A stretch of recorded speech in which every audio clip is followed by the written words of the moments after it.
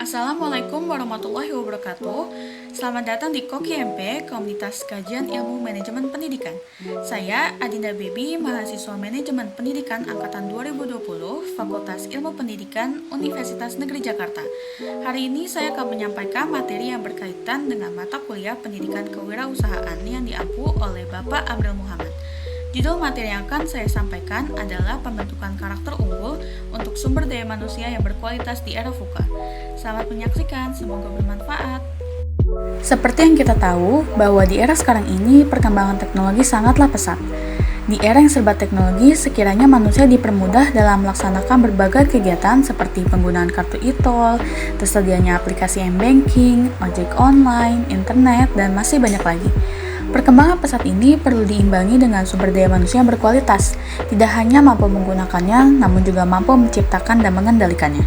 Apalagi di era VUCA seperti ini, yang membutuhkan pemimpin modern dalam menjalankan suatu organisasi.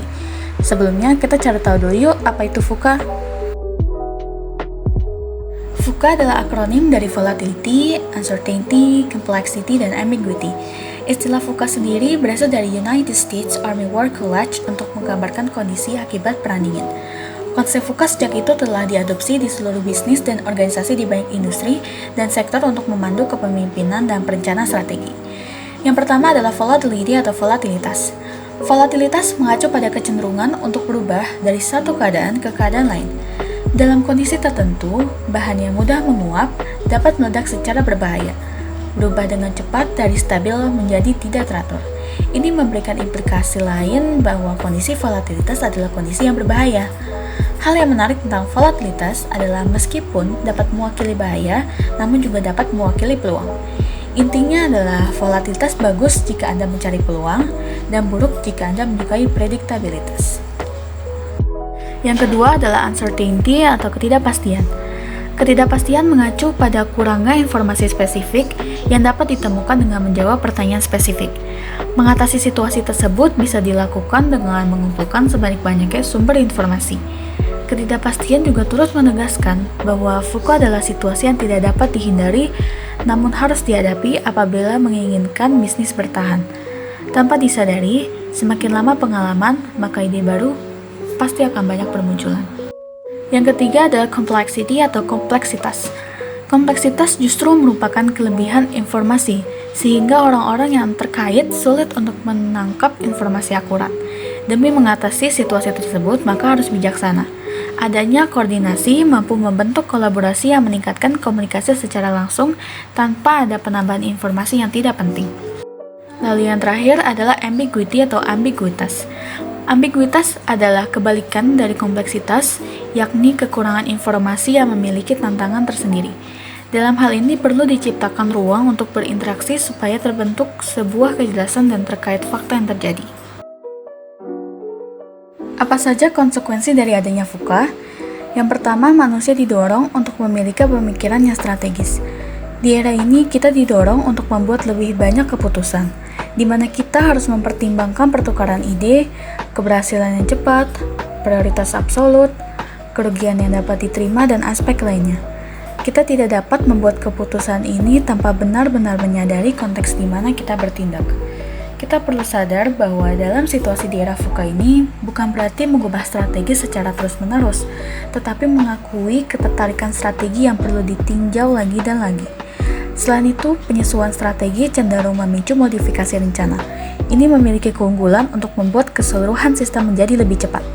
Lalu yang kedua adalah keahlian seorang pemimpin yang perlu dikembangkan. Dikarenakan ketidakpastian yang merajalela, ini juga berdampak pada para pemuda yang mengalami stres dan keraguan terhadap perubahan zaman yang terlalu cepat. Itulah mengapa kecakapan seorang pemimpin sangat diperlukan untuk mematahkan pola dengan mengambil posisi bijaksana dan mengartikulasikan strategi yang diberikan. Dengan situasi yang cenderung berubah-ubah ini, para pemimpin dituntut untuk memiliki kemampuan dalam mengeluarkan potensi semua orang dengan menanamkan dan mendorong untuk dapat beradaptasi dengan situasi VUCA yang sangat membingungkan. Sesuai dengan konsekuensi adanya VUCA, lalu keterampilan apa yang sesuai dengan era VUCA saat ini? Yang pertama ialah insting yang kuat. yaitu kemampuan untuk mengeksploitasi dorongan batin untuk membangun dan menumbuhkan hal-hal serta terhubung dengan orang lain. Yang kedua, kejelasan, di mana seseorang memiliki kemampuan untuk melihat melalui kekacauan dan kontradiksi untuk masa depan yang belum bisa dilihat oleh orang lain. Yang ketiga, mengubah situasi yang dilema, kemampuan untuk mengubah situasi yang penuh dengan dilema seperti menemukan solusi yang tepat dalam permasalahan yang belum terselesaikan. Yang keempat, kemampuan belajar yang mendalam, di mana manusia mampu membenamkan diri dalam lingkungan yang tidak dikenal dan belajar lebih dalam dari sumber utama. Yang kelima, bioempati, yaitu kemampuan untuk melihat sesuatu dari sudut pandang alam, untuk memahami, menghormati, dan belajar dari pola-pola alam. Yang keempat, depolarisasi konstruktif, kemampuan untuk menenangkan situasi yang menegangkan, di mana komunikasi telah terpecah dan membawa orang-orang dari budaya yang berbeda menuju keterlibatan yang konstruktif. Yang ketujuh, transparansi, kemampuan untuk bersikap terbuka dan otentik tentang nilai-nilai apa yang penting. Yang kedelapan, prototype yang cepat, kemampuan untuk membuat inovasi yang cepat dengan harapan bahwa keberhasilan di kemudian hari akan membutuhkan kegagalan awal. Yang kesembilan, pengorganisasian mob cerdas, kemampuan untuk membuat, terlibat, dan memelihara bisnis atau jaringan perubahan sosial yang disengaja melalui penggunaan media elektronik yang cerdas atau lainnya. Lalu yang terakhir adalah penciptaan bersama, yaitu kemampuan untuk menanam, memelihara, dan menumbuhkan aset bersama yang dapat menguntungkan orang lain atau bisa kita sebut berkolaborasi.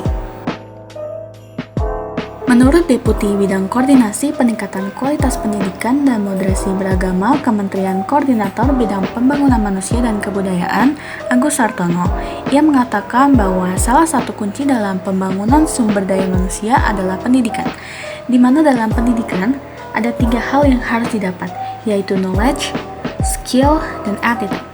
Dan pastikan bahwa relatively adaptive di lingkungan yang volatility, uncertainty, complexity, dan ambiguity jangan hanya berada di zona nyaman. Di era pandemi saat ini, knowledge atau pengetahuan sangat mudah didapat. Melalui gawai pintar, media daring, dan teknologi digital, semua informasi bisa didapat dengan mudah. Untuk skill atau keahlian, menurutnya harus melalui praktek langsung, baik di laboratorium ataupun di industri.